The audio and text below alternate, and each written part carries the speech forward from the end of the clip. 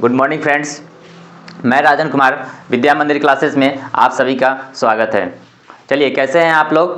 आशा करता हूं कि आप लोग स्वस्थ होंगे। ठीक, इसमें हम लोग आज सिविक्स पढ़ रहे हैं। सिविक्स का चैप्टर थर्ड। इसके पहले हम फर्स्ट सेकंड पढ़ा चुके हैं। आइए, चैप्टर थर्ड में क्या है? लोकतंत्र में प्रतिस्पर्धा एवं संघर्ष।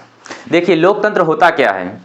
लोकतंत्र क्या है? जहां लोगों का शासन हो उसे क्या कहते हैं? हम लोकतंत्र कहते हैं। और प्रतिस्पर्धा, जहां हम मेहनत करते हैं, संघर्ष कहते हैं। प्रतिस्पर्धा मतलब जीतने की इच्छा, जहां पे लोग हमको जीतने की इच्छा हो और जितना संघर्ष का मतलब मेहनत करके हम जीतते हैं लोकतंत्र में, हम अपने समाज में, उसे क्या कहते हैं? लोकतंत्र में प्रतिस्पर्धा एवं संघर्ष। उसी के बारे में आज हम लोग चर्चा करने जा रहे हैं। आइए स्टार्ट करते हैं। देखिए, कह रहा है एक कोटेशन, भीड़ हमेशा उस रास्ते पर चलती है जो रास्ता आसान लगता है। भीड़ कहाँ चलती है? ज़्यादा आप लोग देखिएगा गांव मोहल्ला में भीड़, वहाँ पे क्या होता है? कुछ इधर से बात बोलेगा, कुछ उधर से। क्या वही कह रहा है? भीड़ हमेशा उस रास्ते पर चलती है जहाँ पे क्या होता है? रास्ता आसान लगता है। लेकिन इसका मतलब नहीं है कि भीड़ हमेशा सही रास्ते पर चलती है। भीड़ हमेशा सही रास्ता नहीं देती है। अपने रास्ते खुद चुनिए, क्योंकि आपको आपसे बेहतर कोई नहीं जानता है। देखिए, आप जितना जान रहे हैं वो आपसे बेहतर कोई नहीं जानेगा।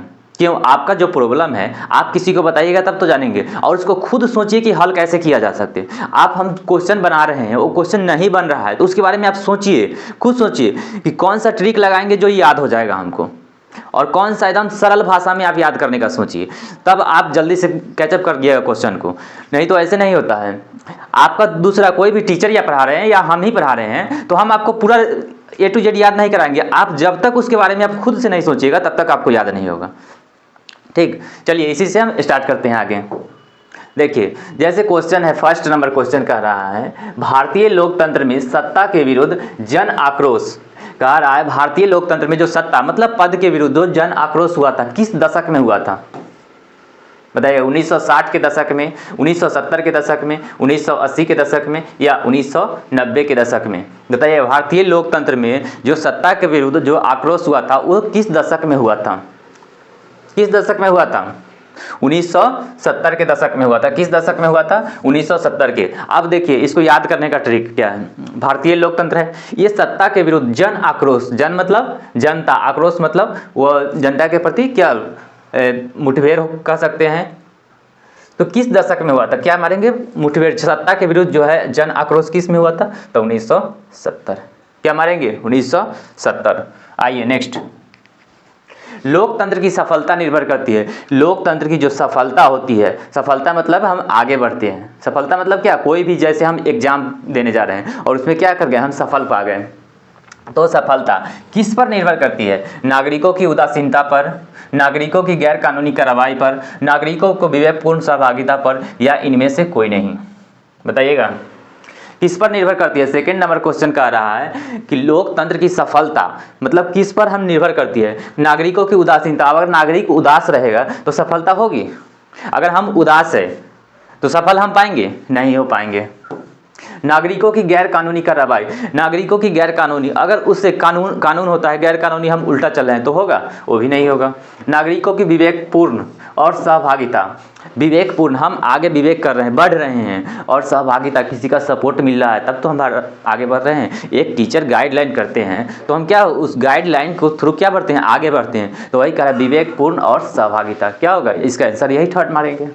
अब लोग सोचिए, क्वेश्चन के बारे में सोचिएगा, इसी से आंसर निकलता है। आगे कहीं नहीं है, कुछ नहीं है, कोई भी टीचर पढ़ा रहे हैं वो कुछ नहीं, सब इसी में। आप लोग अपना खुद से निकालने का सोचिए, ट्रिक बनाइए। देखिए, सफलता तो किस में होगा? नागरिकों की उदासीनता, उदासीनता से हम कभी सफल नहीं होंगे। गैर कानूनी होगा तो सफल नहीं होंगे। अब देखिए, यहाँ पॉजिटिव क्या होता है? विवेकपूर्ण कर रहा है और सहभागिता, तो यही आंसर हो जाएगा।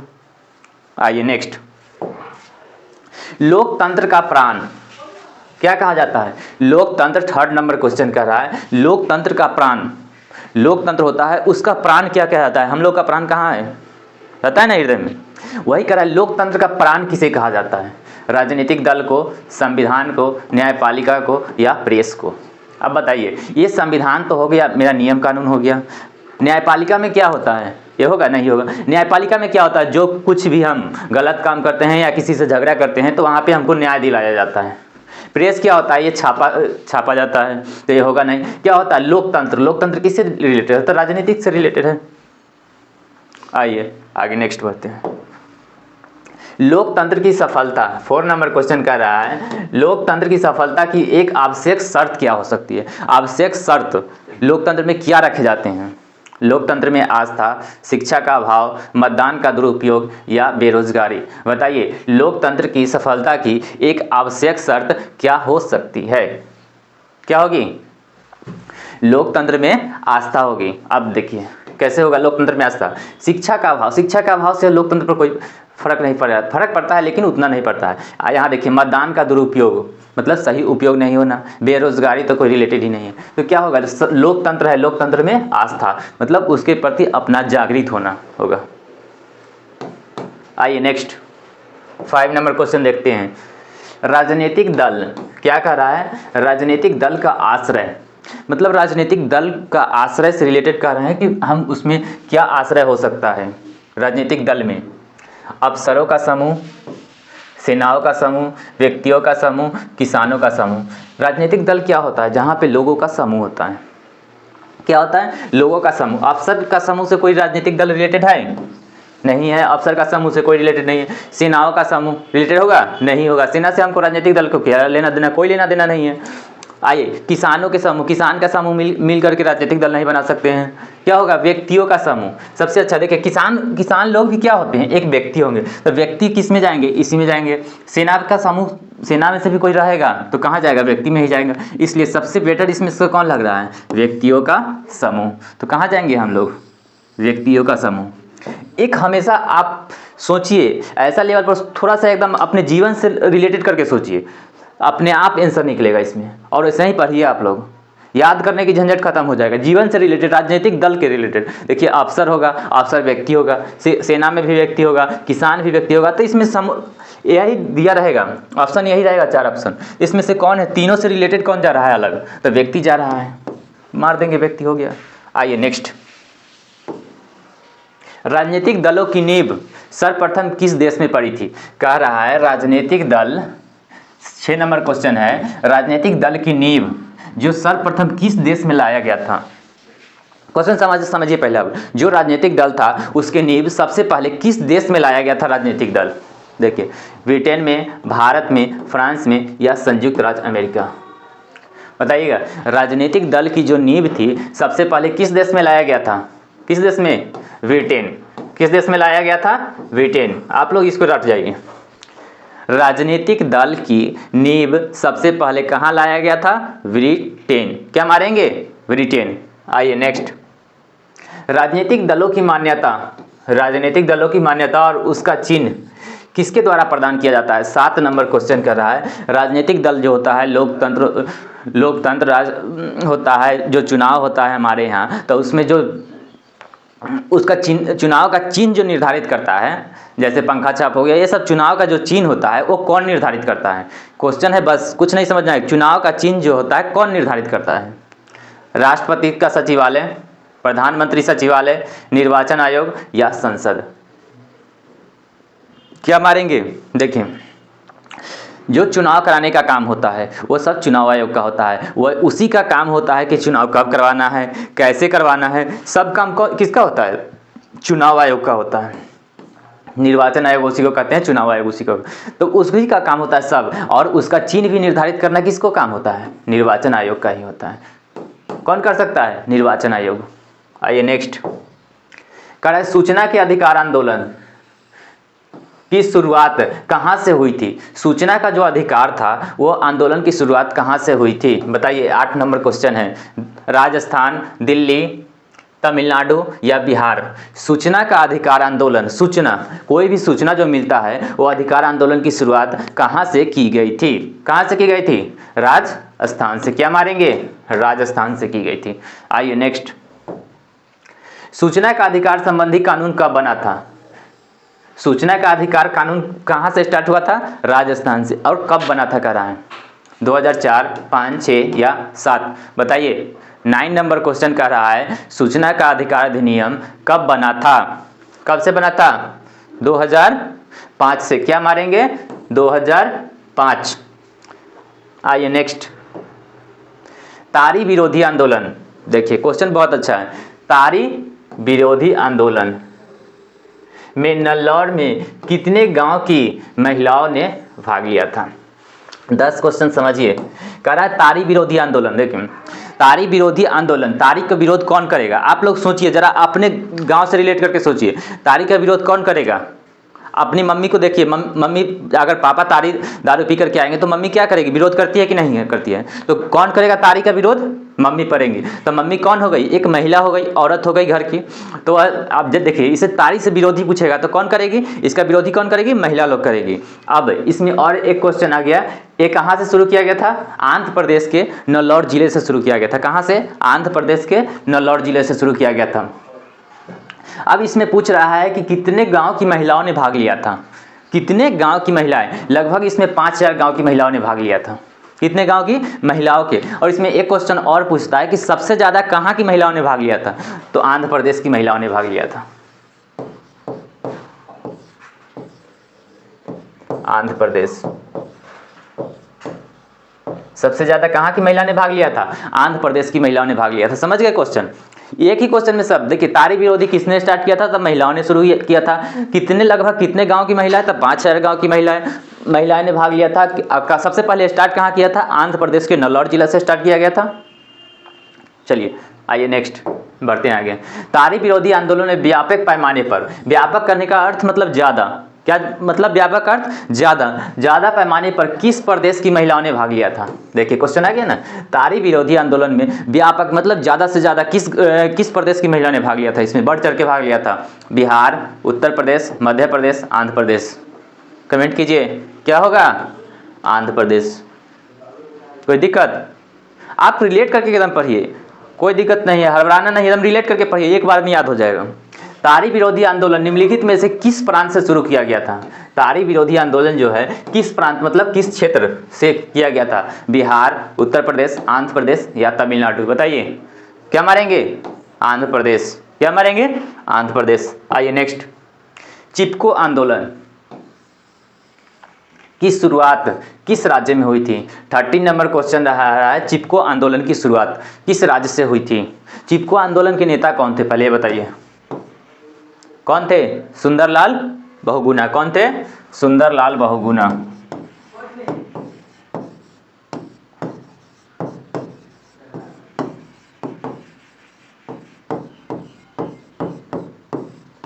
चिपको आंदोलन के नेता कौन थे? सुंदरलाल बहुगुणा। अब देखिए चिपको आंदोलन में क्या था? जब पेड़ को काटा जाता था, पेड़ को काटा जाता था, ये उत्तराखंड से रिलेटेड, पेड़ को जब काटा जाता था तो वहाँ की महिलाओं ने क्या होती थी? पेड़ से ऐसे लिपट जाती थी। क्यों? क्योंकि पेड़ नहीं काटने देती थी। पेड़ काटेंगे तब क्या होगा? पर्यावरण के बचाव के लिए वो लोग अपना रहते थे। और वही आए थे कुछ लोग और पेड़ को काटने लगे थे। तो पेड़ को बचाने के लिए सुंदरलाल बहुगुणा जो थी ना, वो पेड़ से लिपट गई थी और पेड़ को नहीं काटने दी थी। इसी के विरोध में होकर के और चिपको आंदोलन चलाया गया था। और इसके नेता पूछेगा तो सुंदरलाल बहुगुणा को कहेंगे। यह उत्तराखंड से चलाया गया था। कहाँ से? उत्तराखंड से। और किस पूछेगा किस पेड़ को काटने से ये रोक लगाई थी? तो अंगू के पेड़ के। क्या मारेंगे? अंगू को पेड़ के। आइए बढ़ते हैं आगे। कोई दिक्कत है इसमें? चिपको आंदोलन निम्नलिखित में से किस से संबंधित है? कह रहा है 14 नंबर क्वेश्चन, चिपको आंदोलन किससे संबंधित है? पेड़ बचाने से, आर्थिक शोषण को मुक्ति से, शराबखोरी के विरुद्ध आवाज से या इनमें से कोई नहीं? बताइए किससे संबंधित होता है? पेड़ बचाओ बचाने से। चिपको आंदोलन किससे संबंधित होता है? पेड़ बचाओ से। सुंदरलाल बहुगुणा क्या थी? पेड़ से लिपट जाती थी, इसलिए वह पेड़ की। अब कौन सा पेड़ था? अंगू का पेड़। अंगू का पेड़ काटने से रोक लगाई थी। आइए नेक्स्ट, चिपको आंदोलन किस उद्देश्य से चलाया गया था? 15 नंबर क्वेश्चन कह रहा है चिपको आंदोलन किस उद्देश्य, उसका उद्देश्य क्या था? क्यों नहीं वह पेड़ को काटने देती थी? क्या उद्देश्य लेकर आई थी वह? सुशासन, पर्यावरण संरक्षण, नशाबंदी या इनमें से कोई नहीं? नशाबंदी मतलब कोई भी पीना, ये तो होगा नहीं, इनमें से कोई नहीं, ये भी नहीं। सुशासन भी नहीं होना चाहिए। इसमें क्या था? चिपको आंदोलन पेड़ काटने से, तो पेड़ क्या है? पर्यावरण से बचाने से रिलेटेड होगा कि नहीं?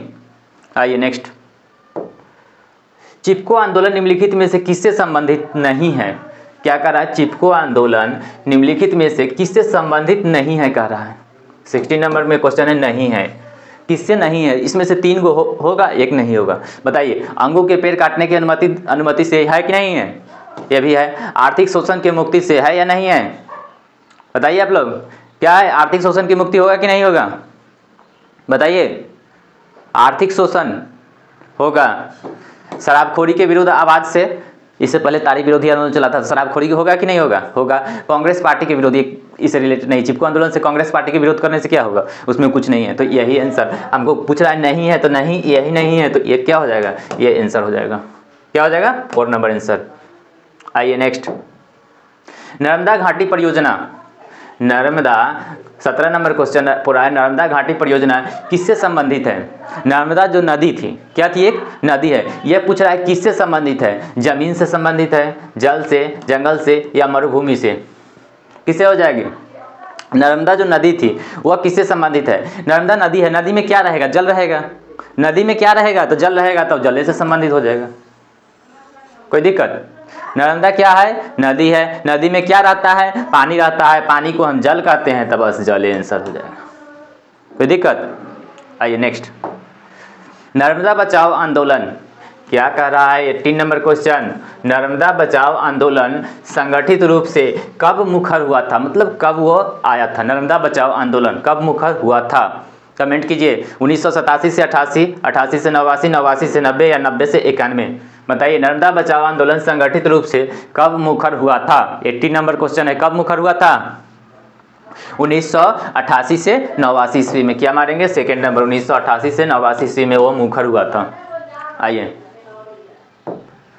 नर्मदा घाटी परियोजना किन राज्यों से संबंधित है? नर्मदा जो घाटी परियोजना है किन राज्यों से संबंधित है? किन किन राज्यों में है नर्मदा नदी घाटी परियोजना? बिहार, उत्तर प्रदेश, मध्य प्रदेश। बिहार में नहीं है, खत्म। तमिलनाडु, केरल और कर्नाटक। पश्चिम बंगाल, उत्तर प्रदेश, पंजाब, गुजरात, महाराष्ट्र और मध्य प्रदेश। बताइएगा क्या हो जाएगा? गुजरात में है, महाराष्ट्र और मध्य, ये 4 नंबर हो जाएगा ऑप्शन इसका। क्या हो जाएगा? गुजरात, महाराष्ट्र और मध्य प्रदेश। क्या हो जाएगा? गुजरात, महाराष्ट्र और मध्य प्रदेश।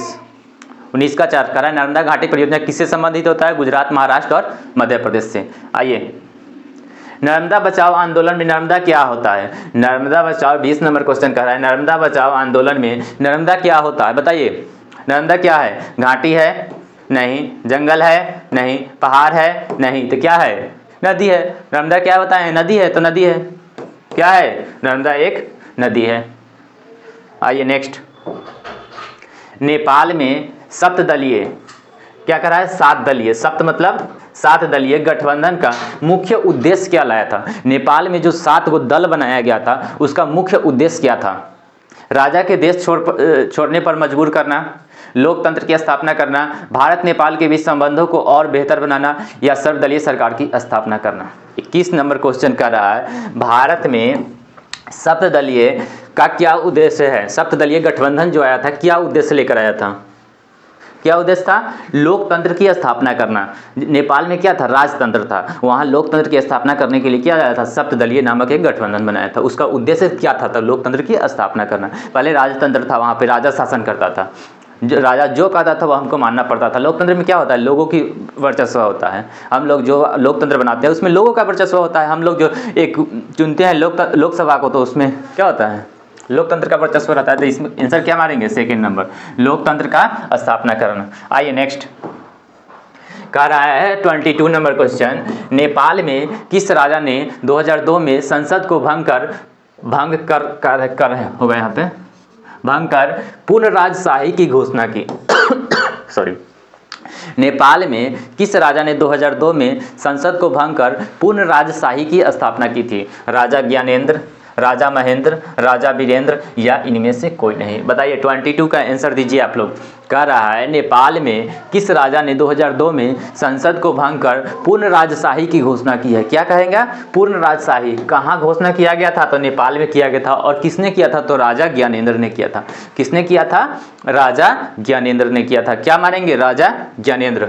आइए नेक्स्ट, नेपाल में लोकतंत्र की वापसी कह रहा है 23 नंबर क्वेश्चन, नेपाल में जो है लोकतंत्र की वापसी कब हुई? लोकतंत्र जो वापस कब आया था? पहले लोकतंत्र था, उसके बाद राजतंत्र हो गया, फिर लोकतंत्र आया। तो वापसी कब हुई थी? कब हुई थी? 2006। कब हुई थी? 2006 में लोकतंत्र की वापसी हुई थी। कहाँ? तो नेपाल में। कहाँ? नेपाल में। क्वेश्चन भी ध्यान रखिएगा, नेपाल में लोकतंत्र की वापसी कब हुई? तो 2006। कोई डाउट? आइए, नेपाल में गिरिजा प्रसाद को कोइराला को प्रधानमंत्री पद की शपथ कब दिलाई गई थी? 24 नंबर क्वेश्चन है। नेपाल में गिरिजा प्रसाद कोइराला, क्या होता है? गिरिजा प्रसाद कोइराला को प्रधानमंत्री पद की शपथ कब दिलाई गई थी? नेपाल के प्रधानमंत्री गिरिजा प्रसाद कोइराला को कब शपथ दिलाया गया था? 30 अप्रैल 2005, 30 अप्रैल 2006, 30 अप्रैल 2007 या 30 अप्रैल 2008? कमेंट कीजिए। कब किया गया था? 30 अप्रैल 2006 ईस्वी को किया गया था। कब किया गया था? 30 अप्रैल 2006 को। गिरिजा प्रसाद कोइराला कौन थे? नेपाल के प्रधानमंत्री थे। इनको कब पद की शपथ दिया गया था? 30 अप्रैल 2006 ईस्वी को अपने पद पर बैठ गए थे। कोई डाउट? आइए नेक्स्ट। भारत में 16वीं, क्या कह रहा है? 25 नंबर क्वेश्चन। भारत में 16वीं लोकसभा का चुनाव, जो भारत में 16वीं लोकसभा का चुनाव हुआ था वो कब हुआ था? 2010, 11, 13 या 14? कब हुआ था बताइएगा? 16वीं जो लोकसभा का चुनाव हुआ था वो कब हुआ था? कब हुआ था?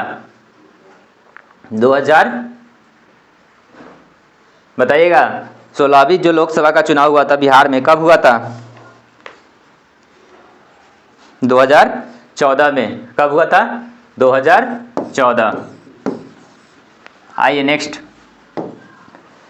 भारत में हुए 1977 में आम चुनाव में किस पार्टी को बहुमत मिला था? भारत में 26 नंबर क्वेश्चन हो कर रहा है कि भारत में हुए 1977 में जो आम चुनाव हुआ था उसमें किस पार्टी को सदस्यता मिला था? कांग्रेस पार्टी, जनता पार्टी, कम्युनिस्ट पार्टी या इनमें से कोई नहीं? बताइएगा। जो आम चुनाव हुआ था, मतलब आम लोगों द्वारा चुनाव हुआ था, कब? 1977 में। उसमें सबसे ज़्यादा किसको बहुमत मिला था? किसको मिला था? भारतीय जनता पार्टी को। किसको मिला था? भारतीय जनता पार्टी को। आइए 27, समता पार्टी क्या कह रहा है? 27 नंबर क्वेश्चन कह रहा है समता पार्टी का विलय किस राजनीतिक दल में हुआ था? समता जो पार्टी था उसका विलय कर दिया गया था, मतलब मिला दिया गया था। किस पार्टी में मिला दिया गया था? किस पार्टी में मिला दिया गया था बताइए? राष्ट्रीय जनता दल, बहुजन समाजवादी पार्टी, जनता दल यूनाइटेड या भारतीय जनता पार्टी? किस पार्टी में मिला गया था? जनता दल यूनाइटेड में उसको मर्ज कर दिया गया था, यानी मिला दिया गया था। आइए नेक्स्ट। भारत में कौन सी दलीय व्यवस्था है? 28 नंबर कह रहा है भारत में कौन सी दलीय व्यवस्था है? कौन सी है? एक दलीय है, द्विदलीय है, त्रिदलीय है या बहुदलीय है? कैसी दलीय है? बहुदलीय व्यवस्था है। भारत में बहुदलीय है, मतलब एक दल है, जनता दल है, बीजेपी, भाजपा सब है ना, बहुत सारा दल है, तो इसलिए यहाँ पे कैसी दलीय है? बहुदलीय है। अमेरिका भी बहुदलीय का उदाहरण है। आइए नेक्स्ट। भारतीय जनता पार्टी का चुनाव चिन्ह 29 नंबर कह रहा है भारतीय जो जनता पार्टी है, कौन जनता पार्टी है, उसका चुनाव का चिन्ह क्या है? बताइए। लालटेन है, कमल का फूल है, दीपक है या चक्र है? क्या है जनता पार्टी का? क्या मारेंगे? कमल का फूल। जनता पार्टी का चुनाव चिन्ह क्या है? कमल का फूल। आइए नेक्स्ट। 30 नंबर कह रहा है भारतीय जनता पार्टी की स्थापना, भारतीय जो जनता पार्टी है, 30 number question, Bharatiya Janata party की स्थापना कब किया गया था? बताइएगा। कब किया गया था? 1979, 1980 या 1981? जनता पार्टी की स्थापना कब किया गया था? 1980। कब किया गया था? 1980 ईस्वी में किया गया था जो जनता पार्टी की स्थापना। उसका चुनाव चिन्ह क्या होता है? कमल का फूल।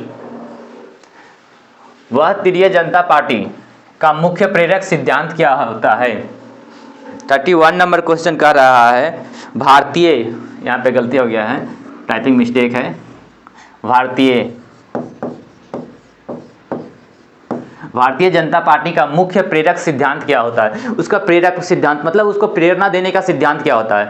प्रेरणा मतलब किसी लोग के प्रति क्या प्रेरणा है, कैसे हम जीत सकते हैं, उसमें प्रेरणा क्या स्रोत क्या होता है? आधुनिकता, सांप्रदायिकता, तानाशाही या सांस्कृतिक राष्ट्रवाद? बताइएगा। 31 का आंसर दीजिए आप लोग। क्या हो जाएगा? देखिए प्रेरक सिद्धांत कर रहा है, उसको प्रेरणा कैसे देता है? आधुनिकता से, पुराने जमाने से नहीं दे सकते, सांप्रदायिकता से ये भी नहीं होगा, तानाशाही से ये भी नहीं होगा, सांस्कृतिक राष्ट्रवाद, सांस्कृतिक जैसे पुराने ज़माने से संस्कृति परंपरा से चलती आ रही है, वो संस्कृति कर के हिसाब से देंगे। पहले के ज़माने में रोल के हिसाब से, पहले नाच गाना के हिसाब से दिया जाता था आकर के, तो वही संस्कृति के हिसाब से करेंगे तो हमको क्या मिलेगा, प्रेरक सिद्धांत मिलेगा। प्रेरक कहाँ से प्रेरणा मिलती है, संस्कृति से। अगर हम लोग कभी कभी डिमोटिवेट होते हैं तो क्या देखते हैं, पुराने ज़माने के लोगों के बारे में सोचिएगा, पहले देखिएगा इसके बारे में, तो इससे क्या होगा, प्रेरक सिद्धांत मिलेगा, आगे बढ़ने के लिए हमको मिलती है, प्रेरणा मिलती है। आइए नेक्स्ट 32 नंबर कह रहा है, भारतीय जनता पार्टी के प्रथम अध्यक्ष कौन थे। जो जनता पार्टी था उसका प्रथम अध्यक्ष किसे बनाया गया था, लाला कृष्ण आडवाणी, अटल बिहारी वाजपेयी, काशीराम या कल्याण सिंह को बनाया गया था। जनता पार्टी के, जो भारतीय जनता पार्टी था उसका प्रथम अध्यक्ष किसको बनाया गया था, अटल बिहारी वाजपेयी को बनाया गया था। किसे बनाया गया था, अटल बिहारी वाजपेयी को बनाया गया था। आइए नेक्स्ट, भारतीय संविधान की 8वीं अनुसूची 33 नंबर कह रहा है, भारतीय संविधान की 8वीं अनुसूची में कितनी भाषाओं को स्थान दिया गया है। जो संविधान में हमारे कितने अनुच्छेद हैं, 395 अनुच्छेद हैं। भाग कितना है, 22, अनुसूची कितना है, 12। अब कह रहा है किस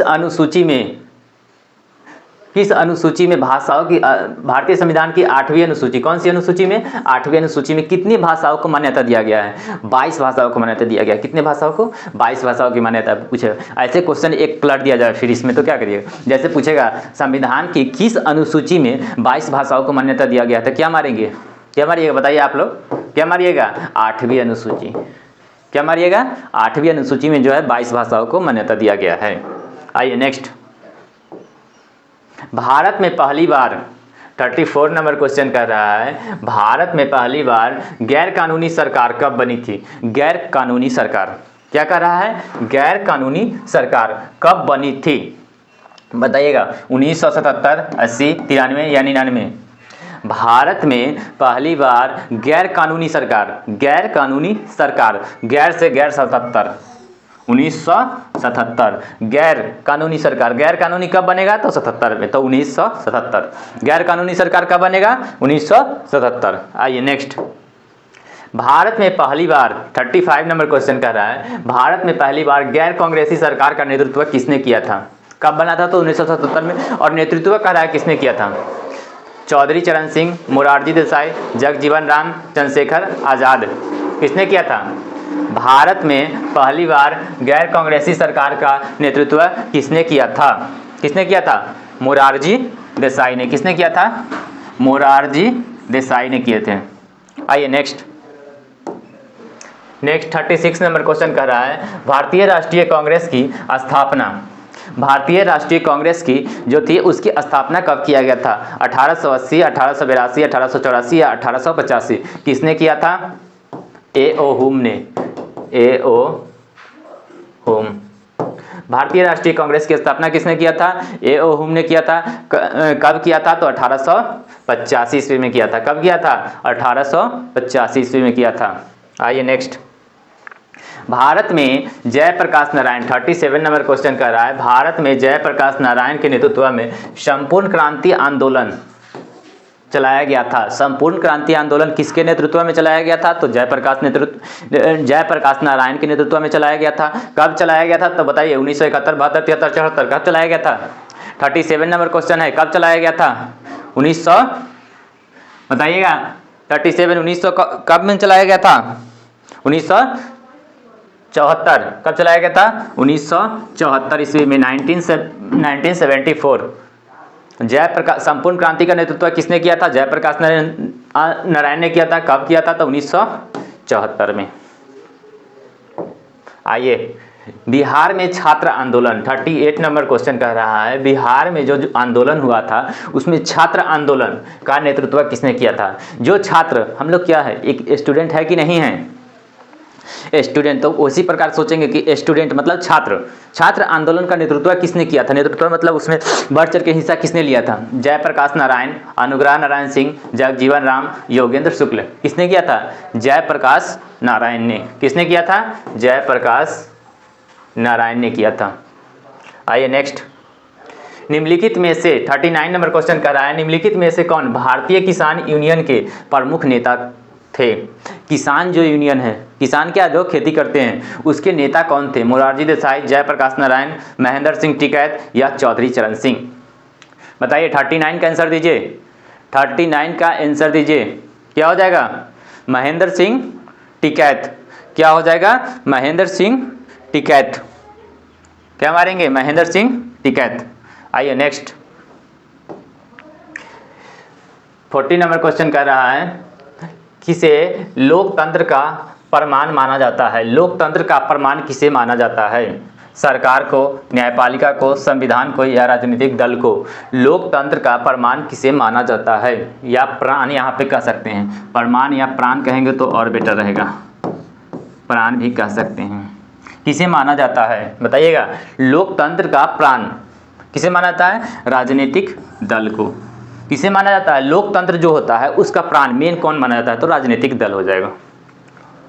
आइए नेक्स्ट 41 नंबर क्वेश्चन कर रहा है, निम्नलिखित में से कौन सा कार्य राजनीतिक दल का नहीं है? क्या कर रहा है? आप लोग ऐसा क्वेश्चन पर ध्यान से पढ़िएगा, राजनीतिक दल का नहीं है। आप जब क्वेश्चन समझ में ना आए तो 2 से 3 बार क्वेश्चन को पढ़िए, पहले 2 बार कम से कम क्वेश्चन को पढ़िए। कह रहा है कौन सा कार्य राजनीतिक दल नहीं करता है? इनमें से कौन 3 गो होगा जो करता होगा, 1 होगा जो नहीं करता होगा। तो कौन नहीं करता है?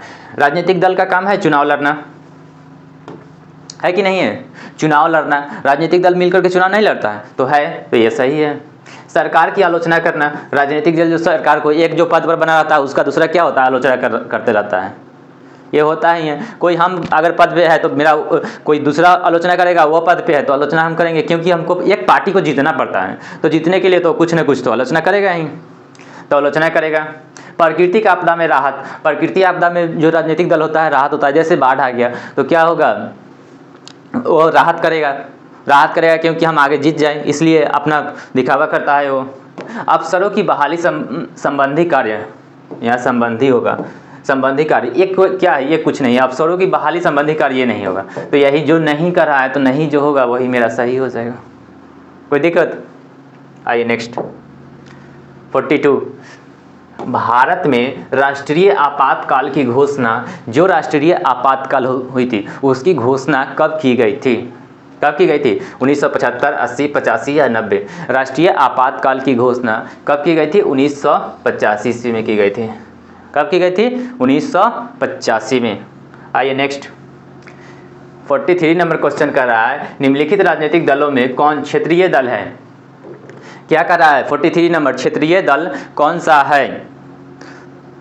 भारतीय राष्ट्रीय Congress, Trinamool Congress, Bharatiya Janata party, communist party? बताइएगा कौन सा राजनीतिक दल में क्षेत्रीय दल है? क्षेत्रीय दल माने यानी क्षेत्र से रिलेटेड कौन है? कौन है? तृणमूल कांग्रेस। तृणमूल कांग्रेस जो है क्षेत्र से रिलेटेड है। कौन है? तृणमूल कांग्रेस। ये क्षेत्र से रिलेटेड होते हैं। आइए 44, कह रहा है निम्नलिखित में से किस देश में एक दलीय व्यवस्था है?